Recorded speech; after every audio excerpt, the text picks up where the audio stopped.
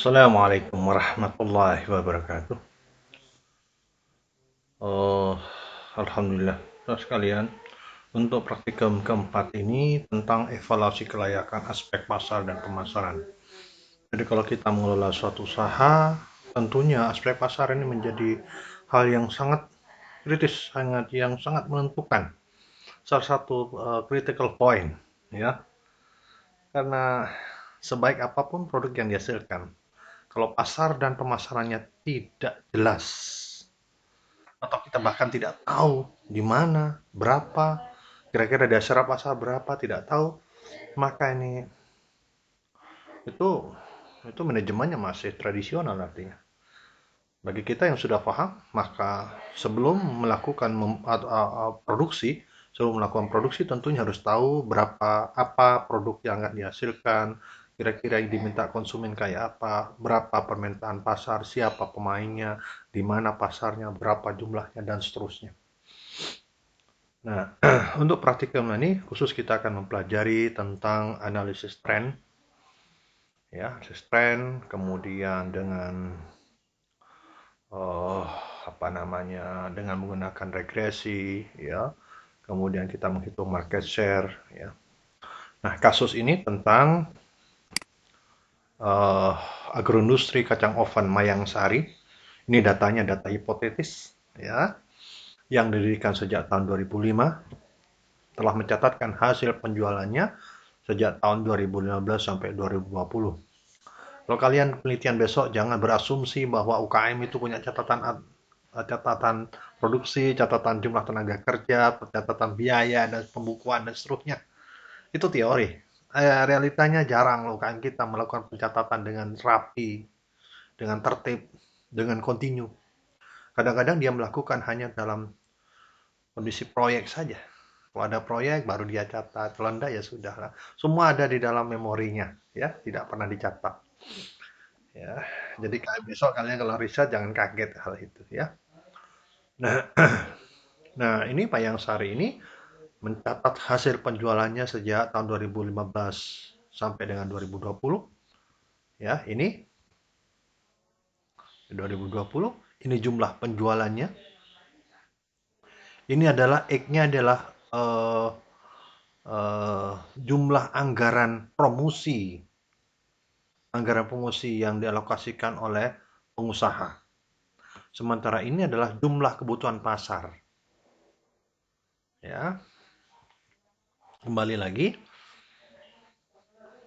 eh Jadi manajemen juga mengalokasikan anggaran promosi sebesar dalam juta rupiah, produksinya dalam bentuk ton, ya.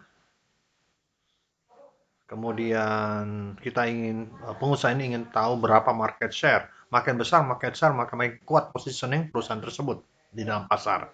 Pertanyaan sekarang, tentukan persamaan tren penjualan, ya. Jadi dengan menggunakan metode trend moment methods, metode trend moment dalam kuliah sudah diberikan toh. Rumus-rumusnya bagaimana mencari nilai A, nilai B dan seterusnya. Lakukan itu. Kemudian prediksi berapa kira-kira tren penjualan pada tahun 2021. Ini kan datanya sampai tahun 2020. Tahun 2001 bagaimana? Ya, di sini ya pertanyaan berapa, ya. Oke, paham ya? Silahkan rumus-rumusnya silahkan lihat di apa namanya hasil kuliah kemarin. Kemudian hitunglah market share perusahaan Mayang Sari tahun 2015 sampai 2021. Berarti masing-masing dihitung nih. Ini berapa kemampuan menjual, ini adalah kebutuhan pasar. Berapa market share-nya? Kalian buat tabel. Market share tahun 2015 berapa? 2016 berapa? Sampai 2021. 2021 sudah ada. Caranya gimana 2021? Gunakan soal jawaban nomor 1 ini. Baru kita bisa menghitung market share. Oke, paham? Jadi untuk menghitung market share tahun 2001 dengan asumsi sini kebutuhan pasarnya adalah 1.800, marketnya berapa? Gunakan data prediksi penjualan kacang oven pada soal nomor 1. Soal ini ya. Kemudian juga lakukan analisis regresi sederhana guna menentukan jumlah penjualan pada tahun 2021. Dengan asumsi ini ada hubungan yang erat antara jumlah anggaran yang dialokasikan terhadap penjualan yang dihasilkan, terhadap produksi penjualan ya itu yang diperoleh, yang dicapai. Karena biasanya perusahaan-perusahaan itu secara teoritis memang makin besar anggaran promosi, makin gencar promosi, yang punya anggaran promosi yang dialokasikan. Asumsinya adalah, harapannya adalah perusahaan mampu meningkatkan penjualannya. Yang endingnya tentu akan meningkatkan market share, ya. Memang perusahaan harus mengalokasikan dana itu, ya. Itu hal yang lumrah, dan eh, apapun dilakukan bisa aja sekarang, bisa menggunakan billboard, bisa menggunakan Megatron. Bagaimana di kota-kota sudah ada Megatron, ya. Tidak harus pengusaha besar, bisa aja itu Megatron untuk UKM, ya. Ada Megatron. Sekarang kita lihat di jalan raya kita hanya semua rokok. Ya, ada sih toko yang sebelah dekat Pasar Tanjung Megatron kecil, ya. Ya, itu silahkan aja. Tapi yang pasti anggaran itu, anggaran promosi, harapannya ada peningkatan penjualan. Terus itu secara teori dan kenyataan memang demikian.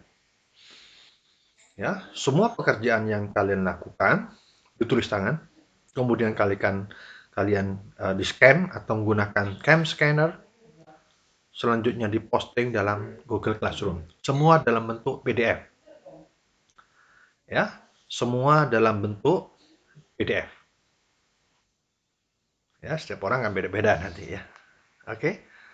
Jadi metode ini cukup kompleks. Harapan saya kalian bisa memahami ini, metode ini, sehingga endingnya, jadi kalau kita menjalankan suatu usaha, kita bisa menentukan, ya, dari hasil praktikum ini kita tahu, oh ternyata saya bisa memprediksi berapa penjualan tahun berikutnya dengan metode sederhana, dengan time moment itu paling sederhana. Kemudian kita bisa menggunakan pengaruh suatu variabel perlakuan treatment promosi terhadap, apakah hanya promosi? Tidak juga. Ya, misalkan pengaruh billboard terhadap, itu termasuk biaya promosi juga.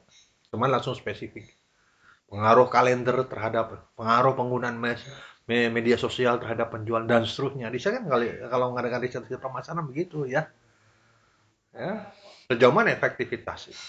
Bisa melakukan riset-riset itu. Oke, mungkin sementara itu dari yang dapat saya sampaikan sebagai pengantar dalam praktikum manajemen proyek ini, topik tentang evaluasi kelayakan pasar dan pemasaran. Semoga kalian semua bisa tetap, ya, melaksanakan kegiatan akademik ini, praktikan dengan baik, jaga kesehatan dan keselamatan bersama. Oke, itu yang dapat sumbangkan kita terhadap bangsa dan negara ini. Oke, terima kasih. Assalamualaikum warahmatullahi wabarakatuh.